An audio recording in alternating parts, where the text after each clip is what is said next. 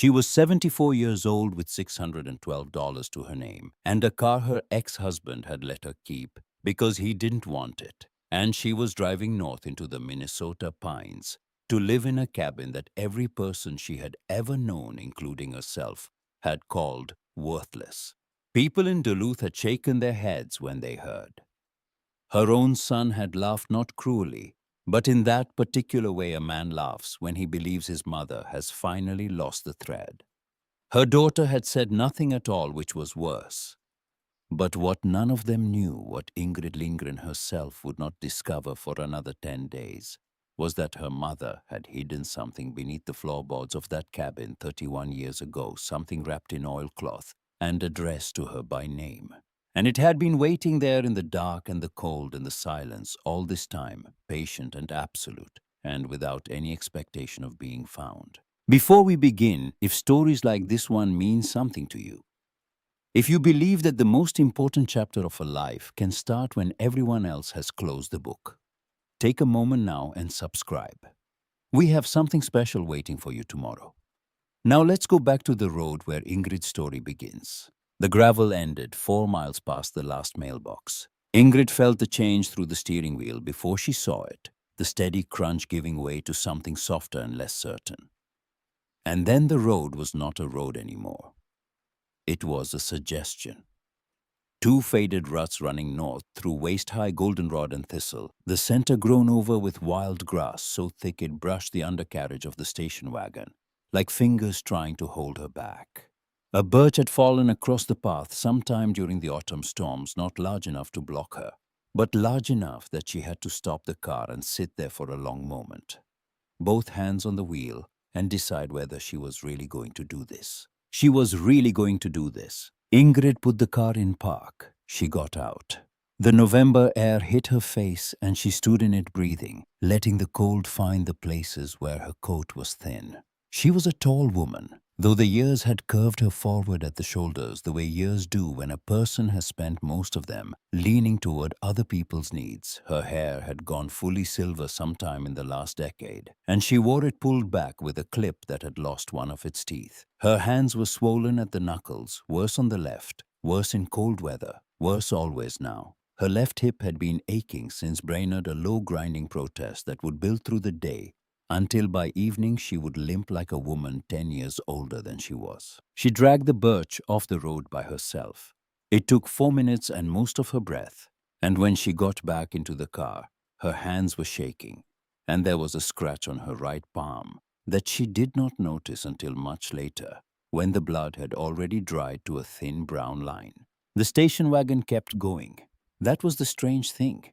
The engine coughed once caught and kept going, as though the car had decided something that Ingrid had not yet decided for herself. She drove the last mile at walking speed, the underbrush scraping both sides of the car, the path curving through the pines in a way she almost remembered and almost didn't. And then the trees opened, and the cabin was there. It did not announce itself. There was no clearing, no sign, no welcome.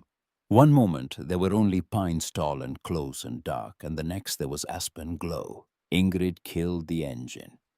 The silence that came in was not ordinary silence. It was the silence of deep northern woods in late autumn. A silence with weight and texture. A silence that pressed against the windows of the car, and then against her chest, and then against something further inside that she did not have a name for. She sat with both hands on the steering wheel and looked at what her mother had left her. The cabin was smaller than she remembered. She had been 7 the last time she stood here holding her mother Esther's hand on a July afternoon when the birches were green and the lake was warm enough to wade in, and the whole world had seemed like a place that would take care of her. That was 67 years ago. The cabin had not been taken care of either. It was a single-story log structure, maybe 400 square feet if you were generous with the measuring. The porch sagged on the left side where one of the support posts had shifted. The metal roof was stained rust brown with pine sap and layered with decades of fallen needles. One of the front windows had a crack running diagonally from corner to corner, held together by nothing but habit. The chimney stones had come loose on the north side, and 3 of them lay in the moss below like pulled teeth. And the moss itself had climbed the north wall so thoroughly that the wall and the forest floor had become the same thing, as though the woods were slowly eating the cabin from the bottom up. Behind it, through a gap in the pines, she could see Oxbow Lake. Gray, still, wide. The first thin skin of ice had formed along the shallows, and the water beyond it was the color of old pewter, and the sky above it was the same color as the water, and the whole world looked like something that had been left out too long and forgotten. This was where 46 years of marriage had brought her. She needed to understand that, so let us sit with it a moment. 46 years. She had married Reginald Lindgren when she was 22 years old, and he was 24, and already certain about everything. He was going to be a lawyer. He was going to be a partner. He was going to build a life that people admired from the outside, and she was going to help him do it. He had said this on their third date at a restaurant in Minneapolis, where the napkins were folded into the shape of swans, and Ingrid had looked at those napkins and at this confident young man, and she had said yes, not to a proposal. He hadn't proposed yet. She had said yes to something larger and vaguer and more dangerous. She had said yes to the idea that his certainty was a house she could live in. She had lived in it for 46 years. She had earned a degree in literature from the University of Minnesota cum laude, and she had never used it. Not once. Because Reginald, 3 weeks before her graduation, had taken her hands across a kitchen table and told her in his reasonable voice that he wanted a wife who made a home, not one who chased careers. He had said it kindly. He had said it as though he were giving her a gift, this permission to not try. And she had accepted it the way she had accepted everything he offered, with gratitude and relief, and a small quiet sound somewhere deep inside her that she would not recognize as grief for another 3 decades. She became a wife, a hostess, a mother, a soft voice in a beautiful home. She chose the paint colors, she planted the trees, she arranged the flowers for every dinner party, and remembered every birthday and anniversary, and she stood beside Reginald at every firm event in the dress he preferred, smiling. The smile he preferred being the version of herself that he preferred, and the version of herself that she actually was grew so quiet and so small that eventually Ingrid forgot she was there at all. 2 months ago, on a Tuesday evening in September, Reginald had come home from the office and told her he had fallen in love. Her name was Mirabelle. She was 38. She was a paralegal at his firm. He said this while removing his tie, the way he said everything as though it were a matter that had already been settled. He needed Ingrid to be out of the house by the end of October. Out of her house. The house she had chosen every color in. The house she had planted every tree outside of. The house where Lucas and Annika had grown from infants into strangers. Ingrid had called Lucas the next morning. Her son, 44, a portfolio manager in Chicago who called on Mother's Day and sometimes at Christmas. His voice when he picked up had the particular patience of a man who was being interrupted. "Mom, try not to make this harder than it needs to be. Dad says he's being generous." Generous. The word had sat in her chest like a stone. She had called Annika next, 41.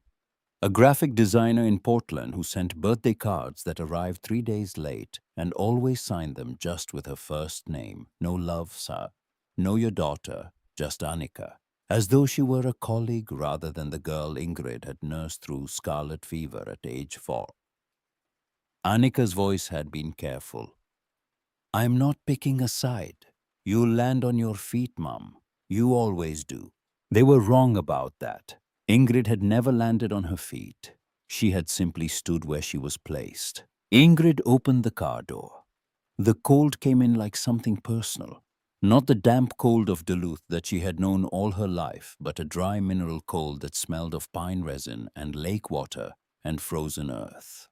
A cold that found every joint and every old injury and pressed on them like a thumb testing a bruise. She limped toward the cabin. 3 porch steps, each one sagging beneath her weight, each one groaning like a warning. The key. She had carried it for 31 years. A small brass key in a velvet pouch at the back of her jewelry drawer, behind the pearls Reginald had given her for their 20th anniversary, behind the diamond studs she had worn to his partner dinners. She had kept it secret even from him, not because she was hiding anything, because some things belonged to her mother and not to her marriage, and the key was one of them. Esther Sundberg had pressed it into her hand on a hospital bed in Duluth 3 days before the stroke took her, and she had said something in Swedish that Ingrid had not understood, and then something in English that she had. Aspen Glow will be there, min flicka, when you need somewhere to go. The key fit the lock. Of course it did. Brass does not forget. The door swung open with a sound like a long exhale, and the inside of the cabin came at her all at once. Dust, old wood smoke, the unmistakable sweet rot smell of mice. A single room, everything visible from the doorway, everything worse than she had prepared for. A cast-iron stove in the corner, rusted at every seam. A narrow bed frame with a mattress that had collapsed in on itself like a cake left in the rain. A small table. 2 wooden chairs, one of them broken, one of them merely tired. A cupboard with its door hanging from a single hinge. A sink with a hand pump so stiff it might have been welded shut. No electricity, no running water, no heat, nothing. Ingrid stood in the doorway for a long time. The cold came in behind her and moved past her into the cabin, as though it were more welcome than she was. She looked at the room, and the room looked back, and neither of them had anything to offer the other. She had $612 in a checking account Reginald had not managed to reach. She had 2 suitcases in the back of the station wagon. She had a box of her mother's old books, paperbacks, mostly their spines cracked and soft. She had a winter coat that was not warm enough for what was coming. She had nowhere else on the face of the earth to go. She sat down on the less broken chair, the one that tilted but held, and she began to cry. Not gently, not the quiet, controlled tears of a woman who was managing. She cried the way she had not cried since she was a child, open-mouthed, loud, her chest heaving, her throat raw, the sound filling the small cabin and pouring out through the cracks in the walls, and out into the pines where there was no one to hear it. She cried for the house, for the marriage, for the girl she had been at 22 who had said yes to the wrong question. She cried for her mother, dead 31 years, who had tried to tell her something she had not been ready to hear. She cried until she was empty. Outside on the lake, a single loon called once across the water. A long, low, mournful note that climbed and then fell and then hung in the cold air like smoke. It sounded exactly like what she felt inside. Then it was quiet, and Ingrid sat alone in her mother's cabin as the November light drained from the sky, and the question she could not stop asking was whether this was the place she had come to die. She did not die that night, though she thought she might. She pulled the ruined mattress off the bed frame and dragged it to the floor near the stove, and she lay on it in her coat and her boots, and she shivered until her body gave up shivering and simply went still. And somewhere in the early hours she slept, and in the morning she woke with her breath-making clouds above her face, and her hip locked so badly she had to pull herself up by the table edge, like a woman hauling herself out of water. She was alive. That was the first surprise. The second surprise was the light. She pushed the cabin door open, and the northern morning came through it like a visitor who had been waiting on the porch all night. Thin, silver, clean. The kind of light that only exists above the 45th parallel in late autumn light, that does not warm anything, but makes everything precise. The pines stood perfectly still. Oxbow Lake was a flat sheet of slate beyond the trees, and the thin ice along the shallows had grown overnight, reaching further into the open water. And the birches. Ingrid had forgotten the birches stood along the shore in their white bark and their last gold leaves glowing faintly in the morning light, as though something inside them was still burning. Aspen Glow. She understood now why her mother had named this place. Not for the aspens, there were no aspens here, but for the quality of light. The way the birches caught it at dawn and dusk, the way ordinary trees became something incandescent for a few minutes, and then went back to being ordinary again. Her mother had named this place for the daily miracle of things catching fire and surviving it. Ingrid put her swollen hand on the porch railing. Something tightened in her chest. Not hope. Nothing so organized as hope. Just the smallest fracture in the wall she had built overnight, a crack thin enough to let a single thought through. She was still here. She might as well move. The first week was survival and nothing more. She did not plan. She did not dream. She moved from one small task to the next with the grim patience of a woman who has decided to stay alive without yet deciding why. She dragged the old mattress outside and leaned it against the cabin wall where the sun could find it. She swept out the cabin with a birch broom she found behind the stove, its bristles stiff and pale. She scrubbed the cupboard shelves with rags torn from an old flannel shirt she found folded on a high shelf, a shirt that still faintly, impossibly smelled of her mother's lavender soap. She held it to her face and stood in the middle of the cabin and cried for the second time, but quieter now, and for a different reason. She pumped the kitchen sink. Her arms shook with the effort. The handle had been frozen in place for years. She pumped it every morning, 10 minutes, 20 minutes. Her shoulders screaming, her hands, so stiff she could barely grip. And on the fourth day the handle loosened, and cold, clean water came gasping up from the well below the cabin in a single clear stream that splashed against the basin and soaked her sleeves. And she stood there watching it with her mouth open, because it felt like the earth had decided to help her. She coaxed the stove back to life. Dried birch bark peeled from the trees behind the cabin, matches from a box she had packed without knowing why, and a stubbornness she did not recognize as her own. The first fire smoked badly, and she opened the door and the window and sat coughing on the porch until the chimney draught found itself. The second fire was better. The third fire was almost warm. She ate carefully. Crackers, canned soup, oatmeal, a jar of peanut butter that she spread thin. She had calculated on the second day that her food would need to last at least a month before she could risk the 30-minute drive to Thornfield, the nearest town. She did not know if the car would start again. She did not know if the roads would be passable. She did not know much of anything except that she was alive, and the water was running, and the stove was lit, and the loons on Oxbow Lake called to each other every morning at dawn and every evening at dusk, and their voices came through the cabin walls, even with the door closed and the window shut, and they sounded each time less like grief and more like company. She began to notice things. This surprised her. She had not expected to notice anything. She had expected to endure. But the silence of Aspen Glow was not the silence of endurance. It was a silence that left room for other things, and the other things rushed in. She noticed the chickadees who came to the porch railing each morning, small and round, and utterly unafraid, tilting their heads to look at her with one bright eye. She noticed the way the light moved across the cabin floor in a slow gold stripe that took all morning to cross the room. She noticed that when she sat on the dock in the late afternoon, the lake changed color so gradually that she could never catch it happening.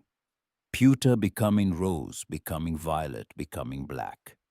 And by the time the dark came, she had been sitting there for an hour without thinking about Reginald. And that was its own kind of miracle. She spoke to no one. Her phone had one bar of signal if she stood at the end of the dock in the cold with her arm raised slightly, but she kept it turned off to save the battery. Lucas did not call. Annika did not call. Nobody called. She existed in the silence between the loon calls, and slowly, without her permission, the silence began to feel less like a sentence and more like a clearing. On the 10th day, Ingrid was sweeping under the bed frame when the broom struck something solid beneath the floor. She stopped. She knelt, a slow operation that took both hands on the bed frame and a careful negotiation with her hip that involved holding her breath and letting it out in small controlled portions. She ran her fingers along the wooden planks. They were rough and cold. One of them near the head of the bed shifted beneath her palm. She pressed on it. It moved. She worked her fingertips into the seam and lifted the plank away slowly, the way a person lifts a lid when they are not sure what is underneath. a small flat wooden box wrapped in oilcloth. On the top, in faded pencil, her mother's handwriting, that careful slanted script she had not seen in 31 years. 5 words. For Ingrid. When you are ready. Ingrid did not open the box. She sat on the floor beside the lifted plank for a long time, with her hands trembling in her lap, and she looked at her mother's handwriting, and she felt something move through her that she could not name. Not grief, not fear. Something closer to being recognized. Her mother had written those words at some point before she died. Her mother had placed this box beneath this floorboard, knowing with the certainty of a woman who had lived the same life her daughter was living, that Ingrid would come here, that Ingrid would need to come here. She was not ready. She knew that with the same certainty. Whatever was inside this box had waited 31 years in the dark. It could wait a little longer. She wrapped the oilcloth back over the top. She lowered the plank carefully into place. She pressed her hand flat against the wood and held it there the way you hold your hand against a door when someone you love is on the other side and you are not yet brave enough to knock. She kept working. She kept surviving. The box waited. The first real storm came 6 days later, and it came the way northern Minnesota storms come, without apology, without preamble, without any interest in whether you were ready. The wind started after dark, a low moaning through the crowns of the pines that built through the first hour into something Ingrid could feel in the floor. Then the snow came, not falling, driven. Sheets of it moving sideways past the cabin window, so thick she could not see the lake, could not see the pines, could not see anything beyond the glass except white fury. The temperature dropped so fast, she heard the cabin's old logs pop and crack as they contracted, and the sound was like knuckles breaking one by one. She fed the stove every hour. She wore her coat and her hat and 2 pairs of socks, and she wrapped herself in every blanket she owned, the 2 she had brought, and the one she had found in the cupboard that smelled of cedar and age, and still she shivered. The wind found every gap. It came through the cracked window. It came through the old chinking between the logs. It came up through the floor and down through the ceiling, and it filled the cabin with a cold that was not just temperature, but intention, as though the winter itself had opinions about her being here. The storm lasted 2 days. By the second night, she had burned through nearly all the dry wood she had stacked inside, and the storm was still screaming. She was hungry in a way she had never been hungry before.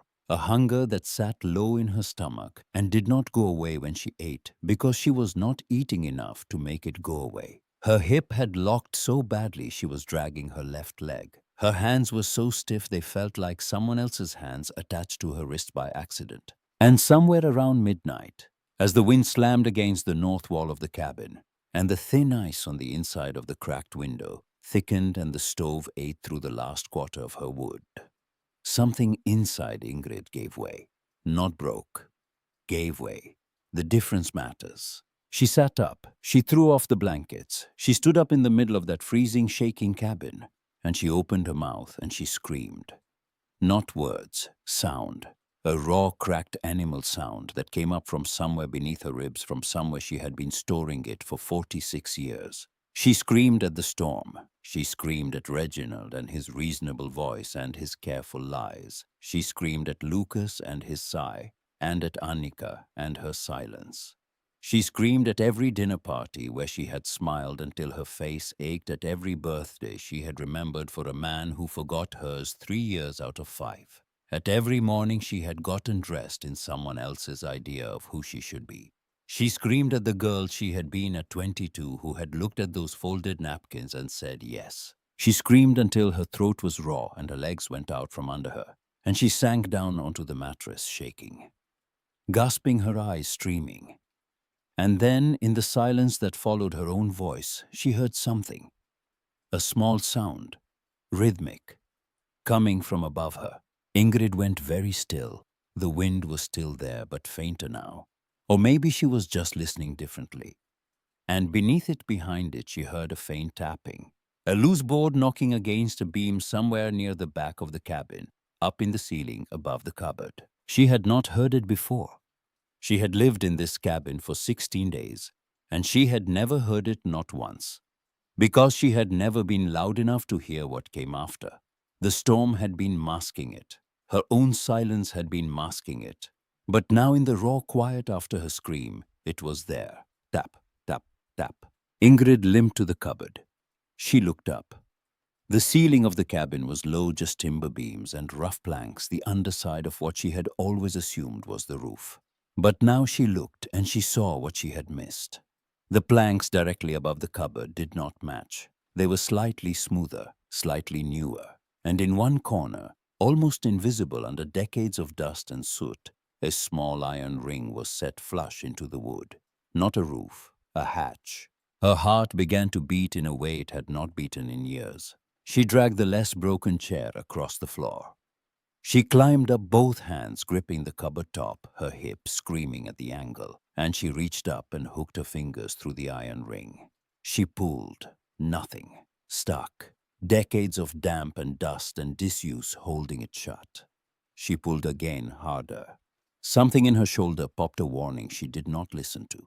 She braced her feet. She hauled down with everything her body had left, every ounce of 74 years of standing where she was placed, and the hatch came free with a cracking sound, and swung down on a groaning hinge, and a folded wooden ladder dropped out of the ceiling with it unfolding like a hand reaching toward her.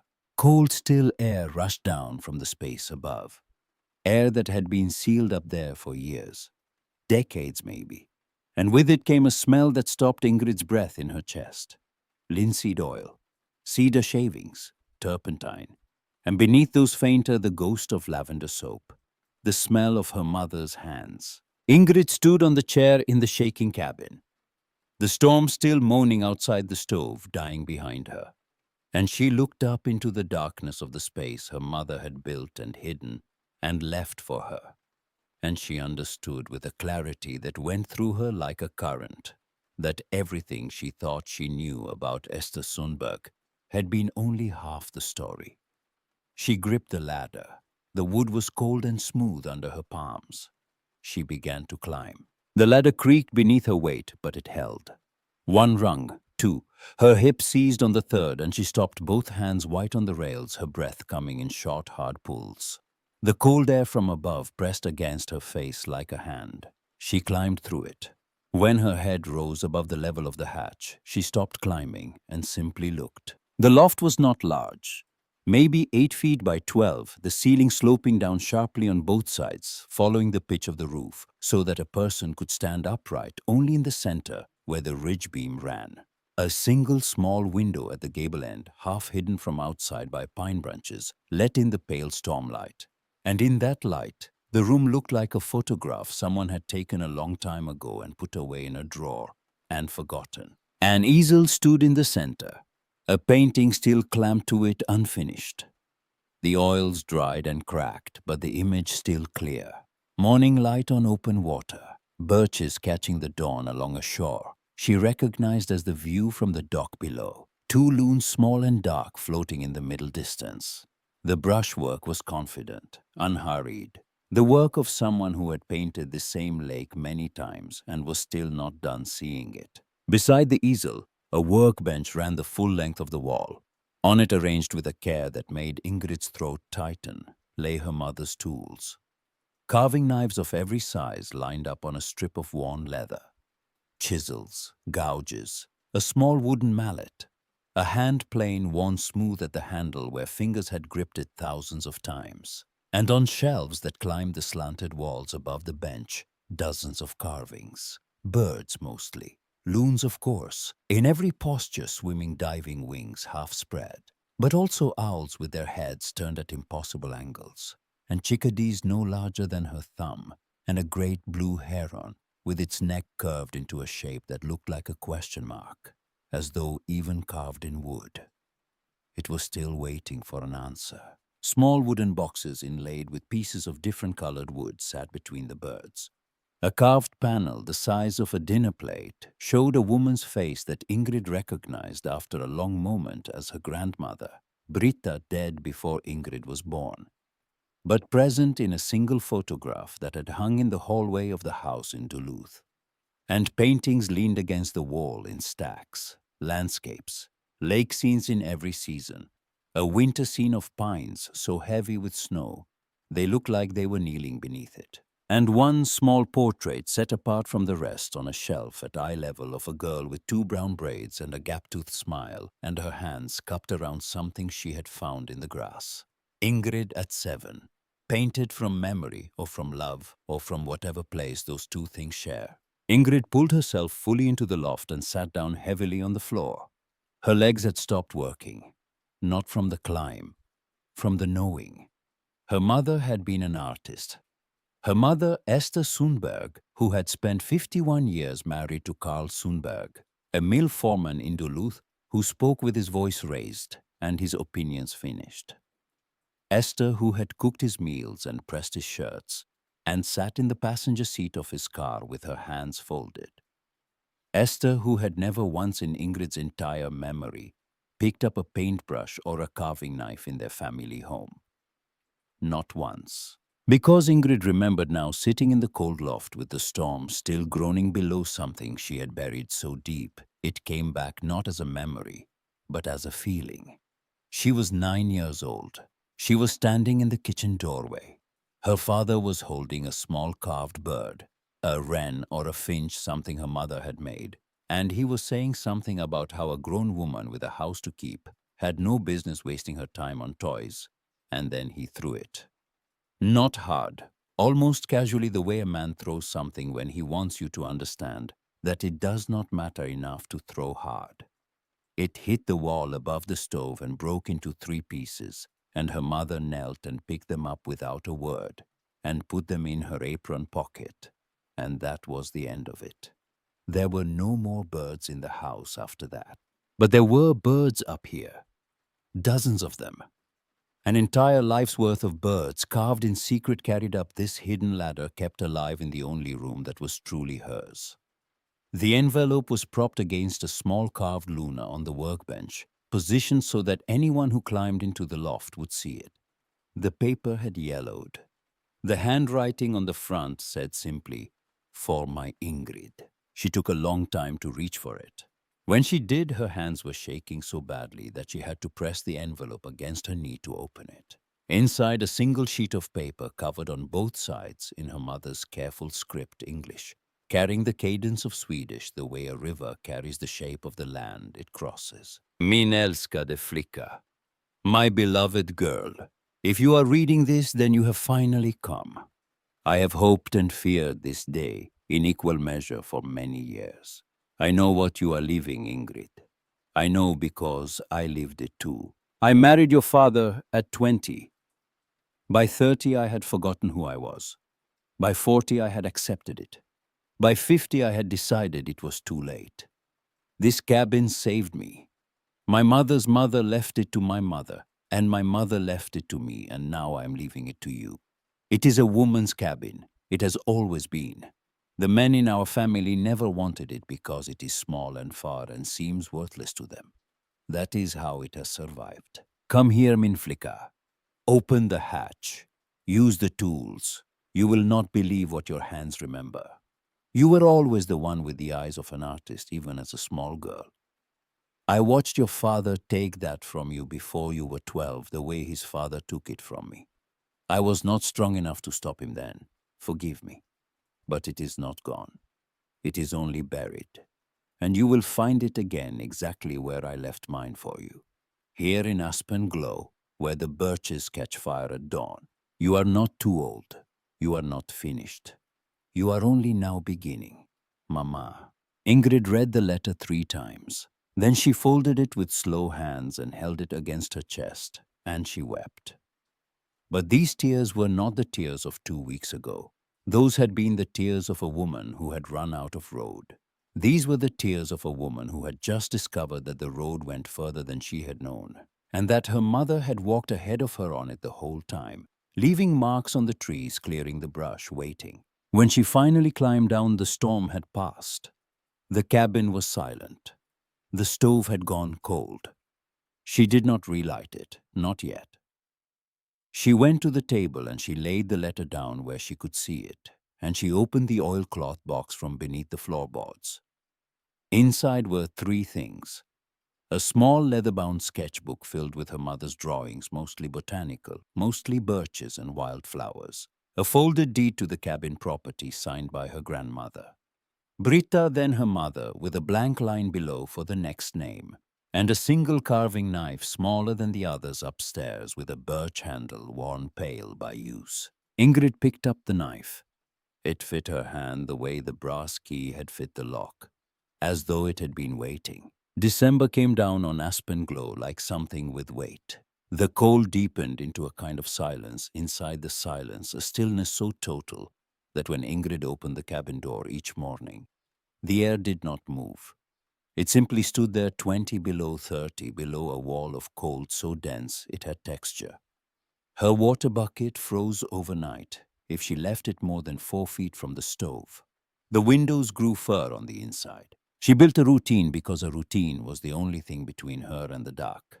Wake before dawn, break the ice on the bucket, light the stove, eat half a cup of oatmeal standing at the counter because sitting down made her hip lock, and getting back up cost her 5 minutes she did not want to spend.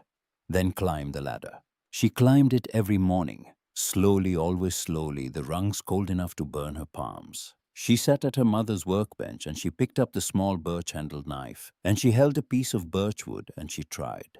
The trying was terrible. Her first carving was meant to be a loon. She had studied her mother's looms for days, turning them in her hands, running her fingers along the lines, memorizing the curve of the neck, the taper of the bill, the way the body sat in the wood like something resting on water. She understood the shape. Her eyes understood it completely. Her hands understood nothing. The knife slipped. The wood split where she cut across the grain instead of with it. The loon's head came out lopsided, the neck too thick, the body flat on one side. She cut too deep in 3 places, and not deep enough in a dozen others. By the end of the second day, the thing in her hands looked less like a bird and more like a mistake someone had made with a piece of firewood. She sat at the workbench and looked at it. 46 years. Her hands had spent 46 years arranging flowers and folding napkins and holding the arm of a man at charity dinners. Her hands had buttoned children's coats and signed permission slips and gripped the edge of a kitchen counter while she listened to her husband explain in his patient voice why she was wrong about something she had not been wrong about. Her hands were strangers to this work. Her mother had written that her hands would remember. Her hands did not remember. Her hands had been doing someone else's work for so long, they had forgotten they had ever been their own. On the third day, she picked up the lopsided bird and threw it across the loft. It hit the far wall and landed in the corner, and she sat there with her head in her ruined hands and cried with a frustration so sharp it tasted like metal. But she climbed back up the next morning and the morning after that. Because what else was there? By mid-December, her food was running low enough that the math had become simple and unkind. She made the drive to Thornfield on a Tuesday 30 minutes, on roads that had not been plowed, the station wagon, fishtailing on the curves, her hands gripping the wheel so hard, her knuckles went white and stayed that way for an hour after she parked. She spent $94 on rice and dried beans and canned vegetables and a bag of apples and 4 candles because her kerosene was nearly gone. She did not meet anyone's eyes in the store. She felt moving through those aisles as though she were made of something transparent, as though anyone who looked at her too carefully would see straight through to what she was. A woman alone, a woman who had been left, a woman whose children did not call. She loaded the groceries into the car and drove home and climbed the ladder and worked until the light failed. She climbed differently after that, not better, just with less expectation. She stopped trying to make her mother's birds. She started trying to make her own. The difference was small, but it was everything. Her mother's looms were graceful proportion, the work of decades of practice. Ingrid's birds were rough, asymmetrical. They had the look of things that had been pulled out of the wood by someone who was still learning what pulling felt like. But they were hers. By the end of December, she had 5 of them lined up on the windowsill of the loft. 5 small imperfect birds. She did not love them, but she did not throw them. Preparing and narrating this story took us a lot of time. So if you're enjoying it, subscribe to our channel. It means a lot to us. Now back to the story. Then on the morning of December 22nd, she fell. She was coming down the ladder with one of her mother's smaller carving knives in her hand. A stupid thing. A violation of the rule she had set for herself on the first day. Her left hip had been seizing all morning a deep grinding catch in the joint that came and went without warning, and halfway down the ladder it came and did not go. Her foot slipped off the rung. Her hand grabbed for the rail and missed. She came down hard on the cabin floor, her right shoulder hitting the wood first, and the knife in her left hand caught the inside of her forearm on the way down. The cut was immediate and deep. A clean line from the inside of her elbow halfway to her wrist, opening the skin in a way that looked almost deliberate. She lay on the floor and watched her blood spread across the old planks in a dark, slow bloom. And for a moment she felt completely calm, the way a person feels calm when the thing they have been dreading has finally happened, and there is nothing left to dread. Then the pain arrived bright and total, and she began to shake. She crawled to the sink. She pumped water with her right hand. She wrapped the wound with strips of the flannel shirt, the one that still smelled faintly of lavender, and she tied it as tight as she could with her teeth and one trembling hand. The bleeding slowed. It did not stop.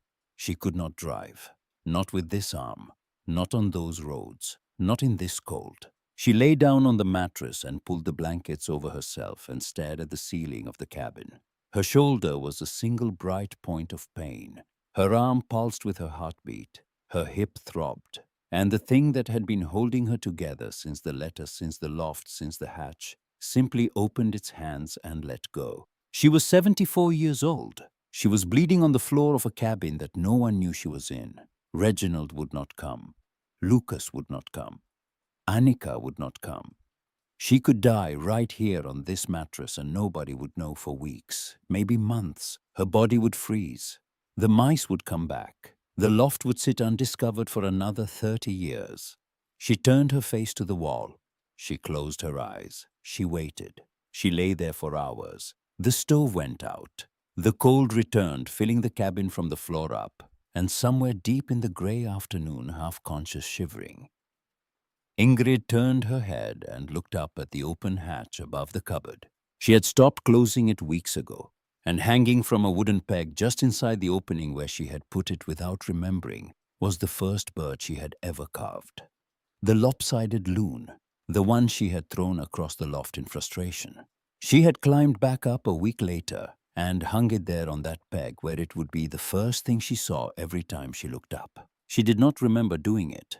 But there it was, crooked, wrong, small, missing half its tail where the wood had split. And also somehow the only thing in this cabin that she had made with her own 2 hands for herself, for no one else in 74 years of being alive. Ingrid looked at that terrible little bird hanging crookedly from its peg, and she understood something she had been circling for weeks without touching.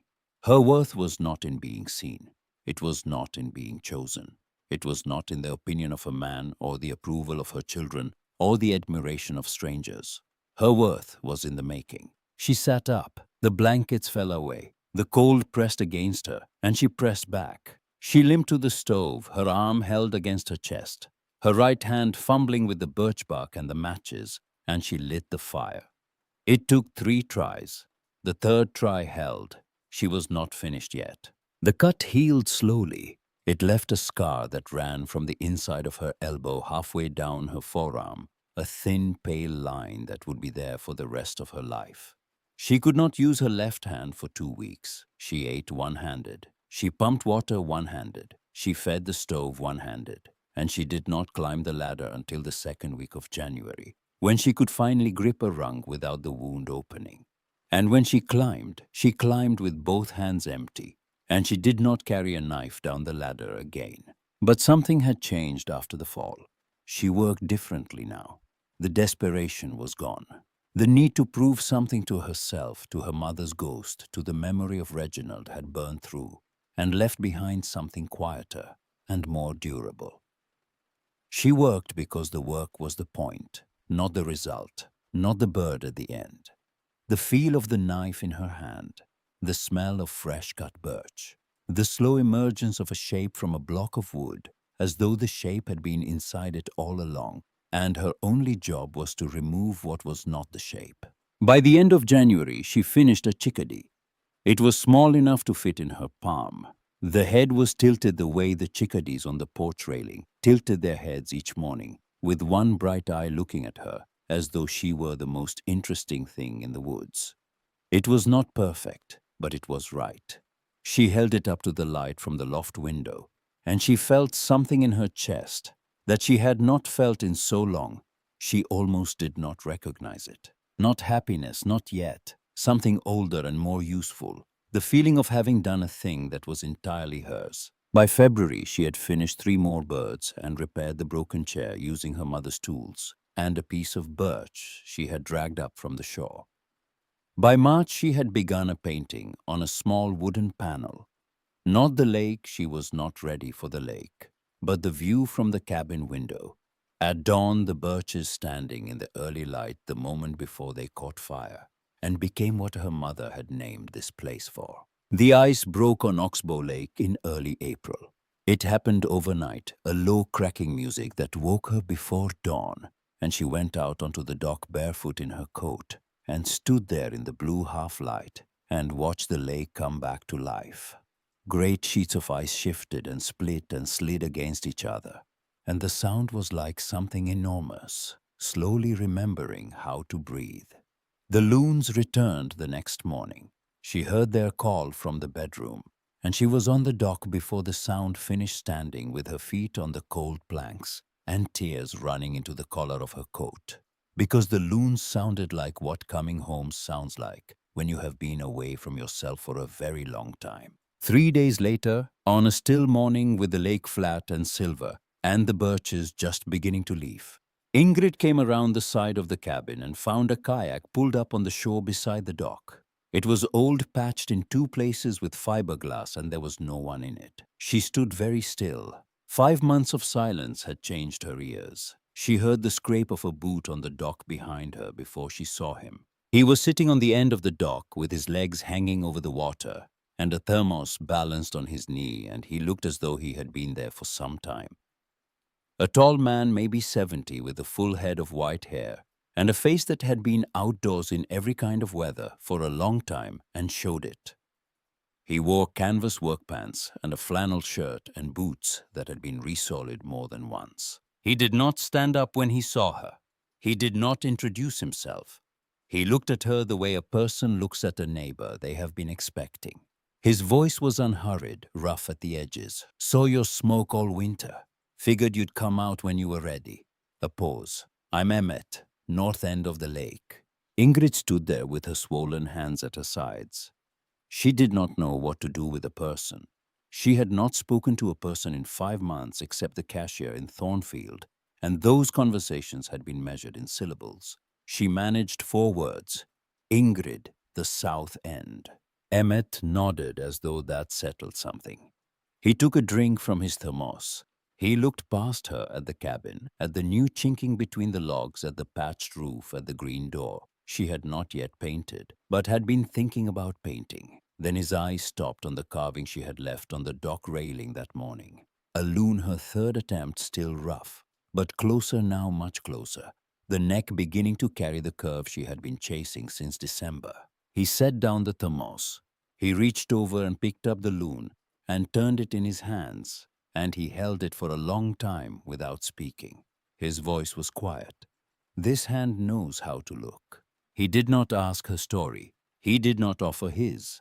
He finished his coffee and paddled back up the lake, and he came back 2 days later with a piece of cedar. He said he had no use for, and he sat on the dock and showed her how to read the grain before she cut, how to let the wood tell her which direction the knife wanted to go. He showed her how to sharpen a blade on a whetstone at the proper angle, drawing the steel across the stone in long, slow strokes that sounded like breathing. He showed her how to use her left hand, the one with the scar, as a guide rather than a force, letting the wood turn against the blade instead of pushing the blade through the wood. He came once a week, sometimes twice. He never stayed longer than an hour. He never asked to see the loft. He never asked about the scar on her arm or the limp in her step, or why a woman of 74 was living alone in a cabin that had been empty for 3 decades. He taught her what he knew about wood and knives and patience, and then he got back in his kayak and paddled home. That was enough. That was exactly enough. May came and the world opened. The birches leafed out fully that particular shade of green, that is almost yellow, the color of something just arriving.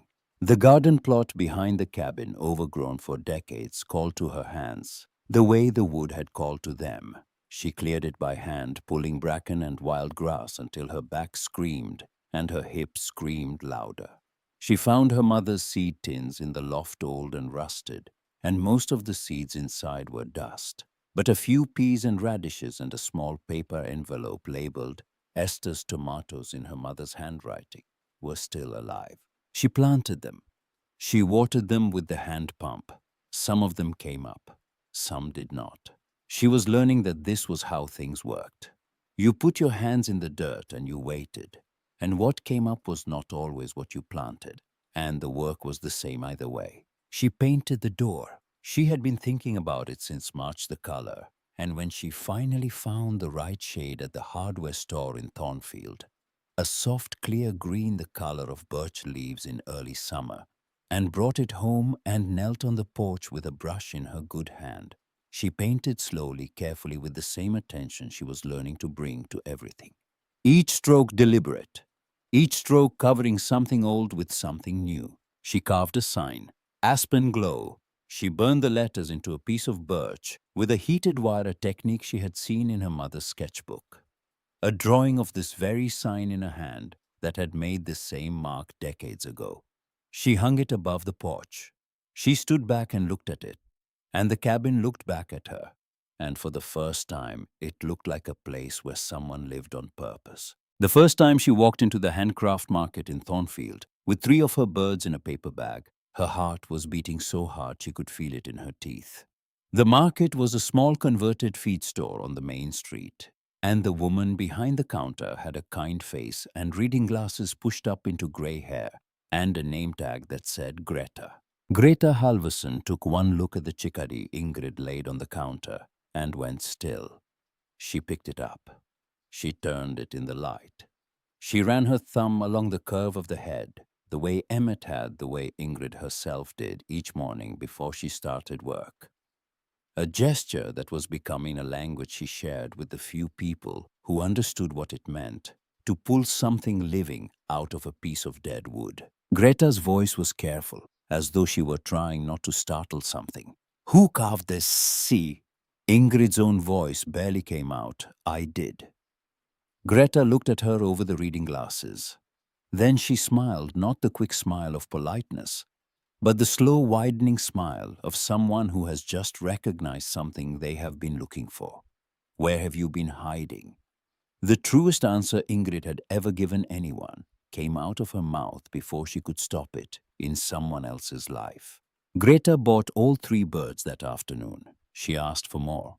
By the end of May, Ingrid was bringing 6 or 7 pieces to the market each week, and Greta was selling every one.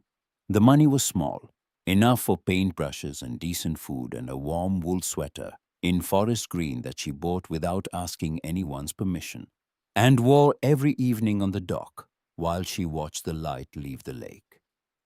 She bought a small hand mirror at the hardware store, and she hung it on the cabin wall beside the door.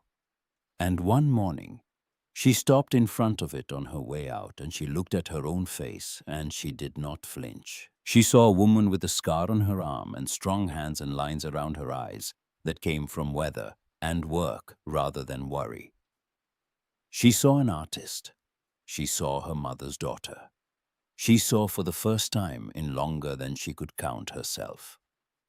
He came on a Saturday afternoon in late June. Ingrid was kneeling in the garden thinning the radishes when she heard it. The sound of an engine on the dirt path. Wrong. No one drove that path. No one knew it was there. Greta did not come to the cabin. Emmett came by water. The mail went to a rented box in town. The sound of an engine here meant that someone had come looking for her. And there was only one person in the world who would come looking. She stood. She wiped her hands on her work shirt. She walked around the side of the cabin, and the black Lincoln emerged through the pines like something from a life she had already buried. Reginald got out of the car. He stood in the dappled light with one hand on the open door, and he looked at her, and she watched something happen to his face that she had never seen before. It was not shock. It was not confusion. It was the look of a man who has walked into a room expecting to find one thing and has found instead something he does not have a category for. She knew what he was seeing. A woman in a faded canvas shirt with the sleeves rolled past her elbows, the scar on her left forearm visible and pale, hands stained with dirt and the green of radish tops, silver hair tied back with a piece of twine because her last elastic had broken 2 days ago, sun on her face. New lines around her eyes, a body that had gone lean and hard in ways he had never known it, the body of a woman who carried her own water and split her own wood and climbed a ladder every morning to do work that mattered. He was looking at the woman she had never been allowed to become while she was his wife, and he did not know what to do with her. His voice careful, the voice he used in depositions. Ingrid, my God, look at you.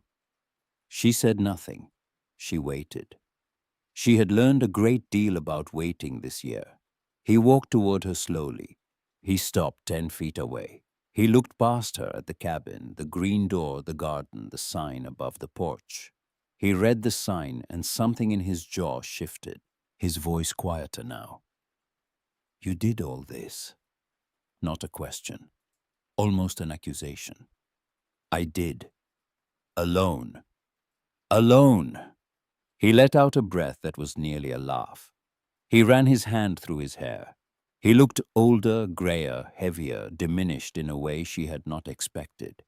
His pale linen jacket and leather shoes were already ruined by the dirt path, and he kept looking down at them, as though they were evidence of a mistake he had not meant to make. He tried twice before the words came. I've been looking for you for 2 weeks. Your phone has been off. The bank told me you had a post office box in some town called Thornfield. I drove up on a guess. I didn't even know this place existed. Ingrid's voice steady. My mother left it to me 31 years ago. You never asked. He flinched. But he kept going the way he always kept going past the flinch and into the argument. Ingrid, listen to me. I made a mistake. I need you to hear that. Mirabelle, it was not what I thought. It's over. And I have been thinking a great deal about us, about what we built together, about everything that we... Reginald. Her voice was quiet. It was the quietest sound in the clearing, and it stopped him the way a hand on the chest stops a man mid-stride. Not with force, with certainty. She walked to the porch steps. She sat down. She looked at him, and for the first time in her adult life, she saw him clearly. Not the man she had married, not the man she had feared, not the man whose approval she had spent 46 years trying to earn. Just a tired man in expensive shoes standing at the edge of a life he had never been invited into, trying to pull her back to a life she had already left. Her voice low and even. Do you know what you gave me when you put me out? He did not answer. You gave me back my hands. You gave me back my mornings. You gave me back my mother. You gave me back the girl I was at 19 before I learned to make myself small enough to fit beside you. You gave me everything you spent 46 years quietly taking Reginald. And you didn't even know you were doing it. She paused. That is what makes it unforgivable. Not the betrayal, the blindness. He opened his mouth. I am not finished. Her voice did not rise. It did not need to. You came here expecting to find me broken. You came here to be generous. You came here hoping I would be grateful, and I need you to hear me very clearly because I will only say it once." She stood up from the porch step. "I'm not coming back. Not today, not next week, not ever. You are not welcome at this cabin. You will not call the number I am going to give my lawyer. You will not ask Lucas or Annika to plead your case. You will drive back to whatever life you have made without me, and you will let me have the one thing you never let me have in 46 years." She held his eyes. "My own life." Reginald stood there. The pines were silent. The lake was silent. The whole clearing held its breath. He opened his mouth and closed it. He looked at the green door and the carved sign and the garden, and the woman standing on the porch of a cabin he had never known about, and something in his face changed, not softened, but shifted the way a wall shifts when the ground beneath it finally moves. He turned. He got into the car. The Lincoln backed slowly down the dirt path, and the pines swallowed it, and the engine sound faded into the trees. And then there was nothing but the clearing, and the cabin, and the silence, and the late June light lying across the lake like something golden and weightless and entirely hers. Ingrid sat back down on the porch step. She let out a breath she might have been holding for 46 years. Somewhere behind her across the water, a loon called, long and low and unhurried. She closed her eyes. She smiled. Thea came on a soft July morning. The kind when the lake is so still, it doubles the sky and the loons call in long unhurried phrases as though they have all the time left in the world and intend to use it. Ingrid was on the dock cleaning paintbrushes in a coffee can of turpentine when she heard a car pull up at the cabin. She went rigid, her hands tightened on the can. But the voice that called out was not Reginald's. It was a woman's voice, uncertain, apologetic, carrying the particular tremble of someone who has driven a long way to say something she has not yet figured out how to say. "Hello, is anyone home?" Ingrid walked up the path and found a woman standing beside a dusty hatchback with one of her carved chickadees held in both hands, the way a person holds something breakable. She was thin. Her gray hair was cut close. Her eyes were red-rimmed and swollen in a way Ingrid recognized from the inside out the look of a woman who has been crying in her car for a long time before getting out of it. The woman's voice was careful. "My name is Thea Morland. I bought this at the market in Thornfield 3 weeks ago. Greta told me where to find you." She looked down at the chickadee. She looked back up. "I'm sorry for coming. I didn't know where else to go." Ingrid looked at the woman, at the bird in her hands, at the way her jaw was working to hold itself steady. She recognized all of it, every part. "Come inside. I'll make tea." Thea was 72. Her husband Edwin had died the previous spring, a heart attack in the garden on a Saturday morning. And in the months since her son and daughter-in-law had decided without asking her opinion on the matter that Thea was no longer capable of living on her own. The paperwork for an assisted living facility in St. Paul was already being drawn up. The house was already being appraised. Her son had said it was for the best. Her daughter-in-law had said it was time. Neither of them had asked Thea what she wanted because they had already decided that what she wanted was no longer relevant. She had bought the chickadee on a last solo drive through the North Country, a last afternoon of being a person who could go where she pleased. And something in the small carved bird, the tilt of its head, the patient detail of its feathers, had spoken to her in a language she did not have words for. It told her that whoever had made this thing understood something about being small and quiet and overlooked and still entirely alive. Ingrid poured the tea. She sat across the table from this woman she had never met, and she said the only thing she had learned that was worth passing on. "You start small, one thing, one morning. You take whatever you have left, even if it feels like nothing at all, and you make one small thing with it, not for them, for you." Thea held the teacup with both hands, and her chin trembled, and she did not speak for a long time. Then she nodded. She drank the tea. She stayed 3 hours. She came back the following week, and the week after that. Then came Wanda, 65, recently divorced after 38 years. Her children had told her to be an adult about it, as though adulthood were a thing that could be applied to the dismantling of a life like varnish to a table. Wanda had hands that shook when she was tired, and a laugh that came out sideways surprised, as though it had escaped against her will. Ingrid handed her a piece of birch and a small knife, and Wanda turned the wood in her fingers and said she had not made anything since she was 12 years old.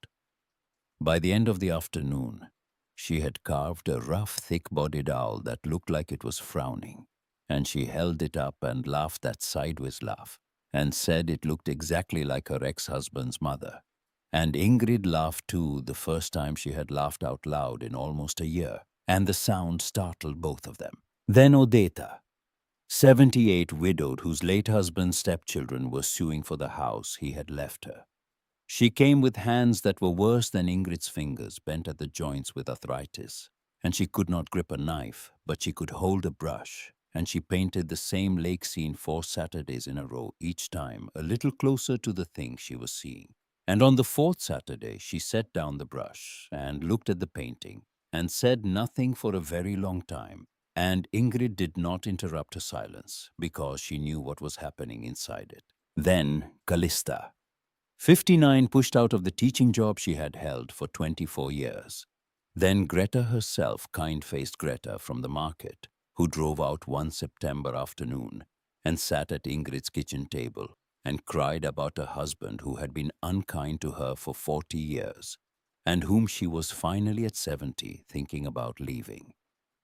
Ingrid did not give her advice.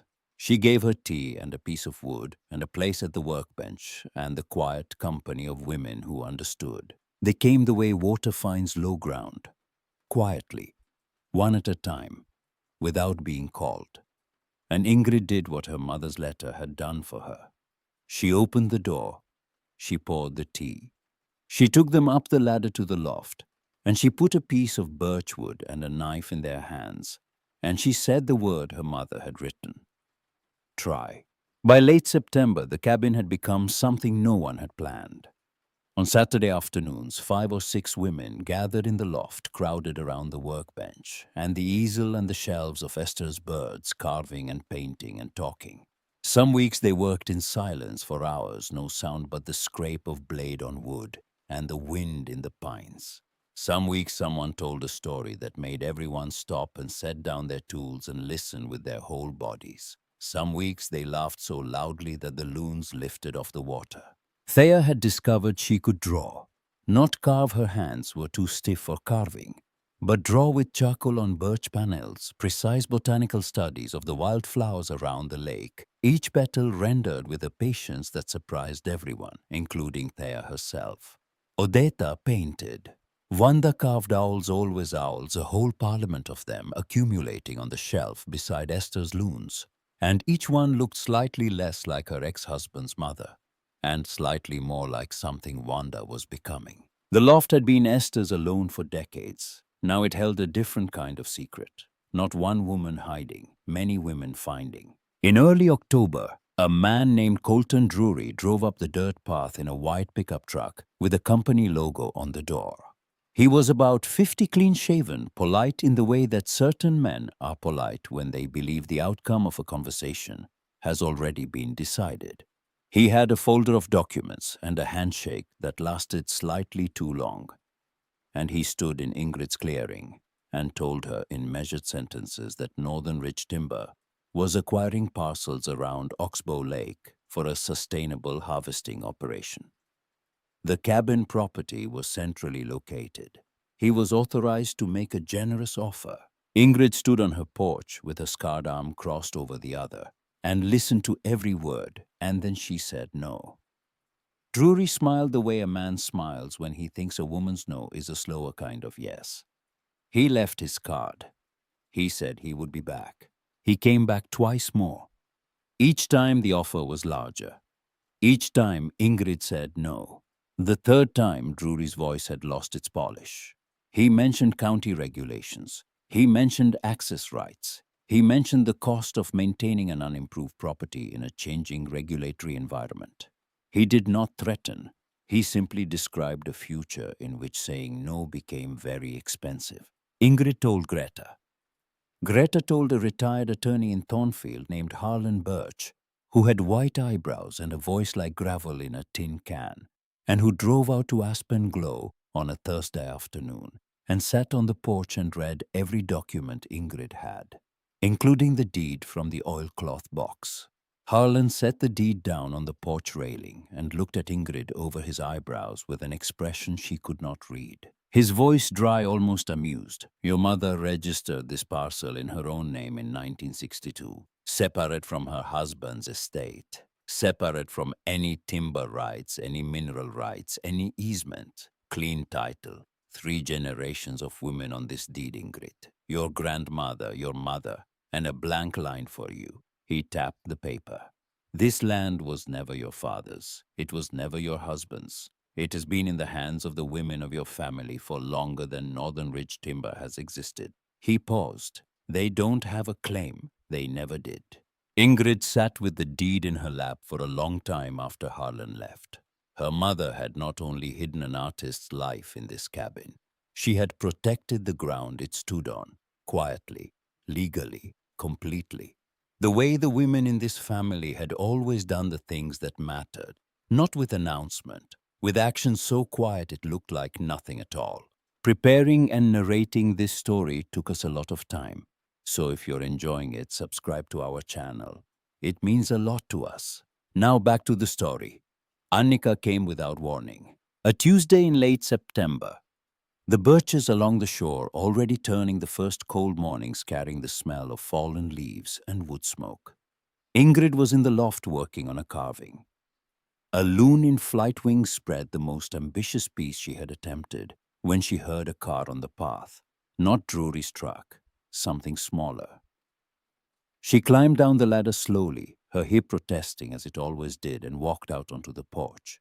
Annika was standing beside a rental car, with her arms wrapped around herself, her jacket too thin for the weather.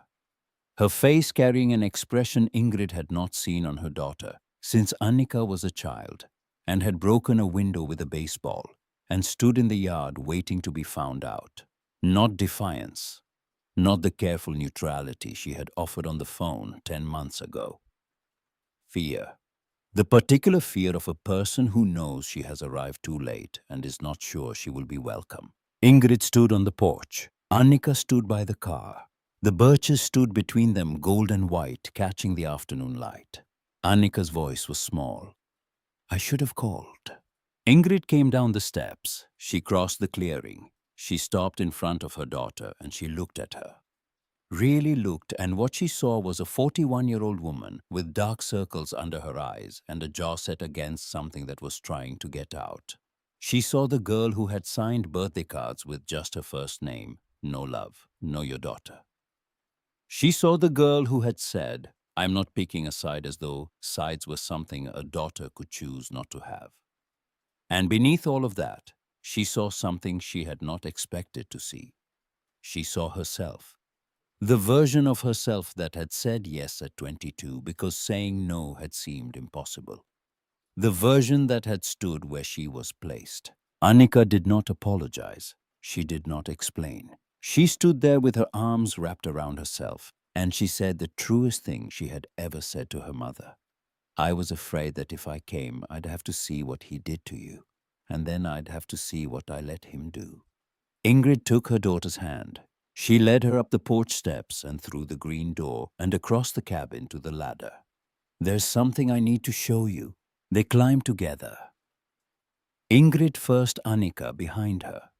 When Annika's head rose above the hatch and she saw the loft, Esther's easel, the workbench, the birds on their shelves, the painting stacked against the wall, the portrait of a 7-year-old girl with 2 brown braids.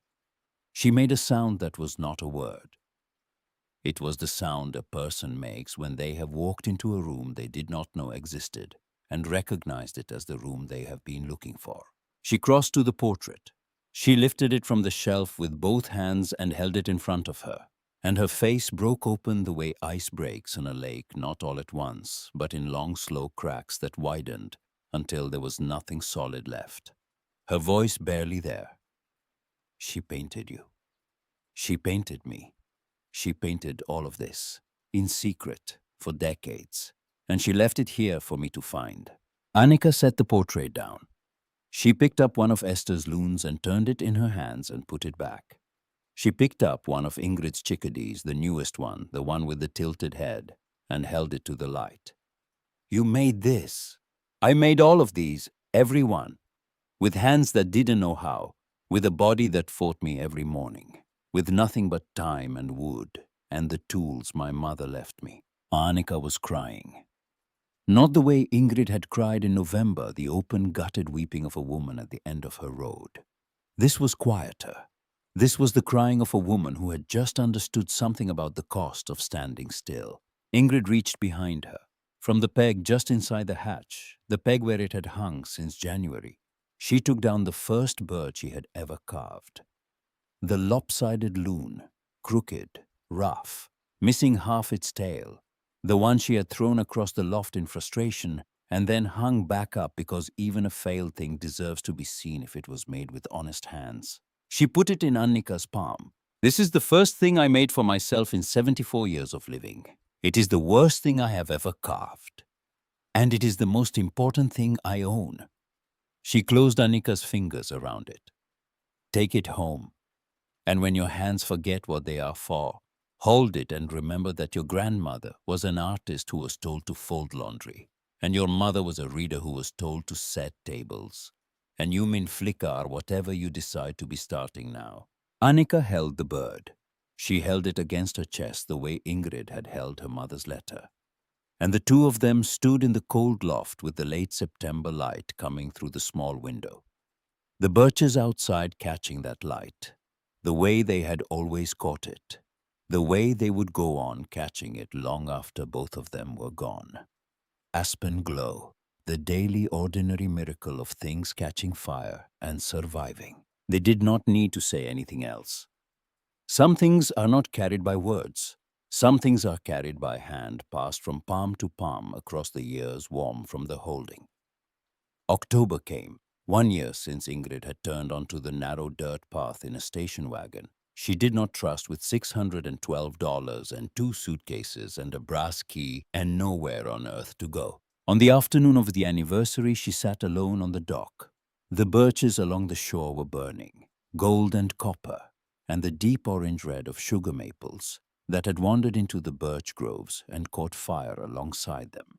The lake was a mirror holding the trees and the sky and the light in a single still image, and the air smelled of wood smoke and cold water, and the particular sweetness of leaves giving up their hold. She had a notebook on her lap. She had started keeping one in August, not a diary, not a record of events, just a place to put the things she noticed. The way the light moved, the way the wood felt, the way silence sounded different now than it had sounded 11 months ago when it had been the silence of a woman who had been emptied, and now was the silence of a woman who was full. She wrote, "Today I am 75. I live alone in my mother's cabin at the edge of Oxbow Lake. I have strong hands. I have a scar on my arm. I have a loft full of carvings and paintings that are not perfect and are not meant to be. I have a community of women who found me without being called and who come back every week because this cabin has room for them the way it had room for my mother and her mother before her. I have a daughter who is learning to hold something of her own. And I have for the first time in my life a self that I recognize when I look in the mirror. I was not too old. Mama was right. I was only now beginning." She turned the page. If someone is reading this someday, a granddaughter, a stranger, a woman who comes to Aspen Glow, because someone told her where to find it, I want her to know this. You were never worthless. You were only hidden. You were a cabin in the woods that no one wanted because they could not see what was inside. You were a woman with an artist's hands who was told to fold napkins. You were loved always by the women who came before you, even the ones you never knew were watching. Open the hatch. Climb the ladder. Use the tools. You are not finished. You are only now beginning. She closed the notebook. She set it beside her on the dock. She leaned back on her hands, the rough wood warm from the afternoon sun, and she looked out across the water. The loons were there, two of them floating in the middle distance, dark shapes against the silver. One of them called. The sound traveled across the flat water and reached her whole and clear and unhurried, and she received it the way she received everything now. Not as a woman who was waiting, as a woman who was here. The light shifted. The birches caught it. For a few minutes the whole shore burned gold and the water held the burning, and the sky held both. And Ingrid Lindgren sat on the dock of a cabin that 4 generations of women had kept alive in secret. And she watched the ordinary world catch fire, and she did not look away. The light faded. The gold became copper, became rose, became the deep violet of northern dusk. The loons settled. The water went dark. And the quiet came in, not empty, not heavy. Just the particular quiet of a place where a woman has finally stopped waiting to become herself, and simply is. Somewhere in the loft on a shelf beside a painted loon, and a stack of birch panels and a letter written in a mother's careful hand, there was a space where a small lopsided bird used to hang. The peg was empty now. The bird was traveling south in the hands of a daughter toward a life that was only now beginning. And the lake, the birches, the light, and the quiet kept going. The way they always had, the way they always would long after the women who loved them had passed the tools along and climbed down the ladder for the last time and left the hatch open for whoever came next. Up next, you have got 2 more standout stories right on your screen.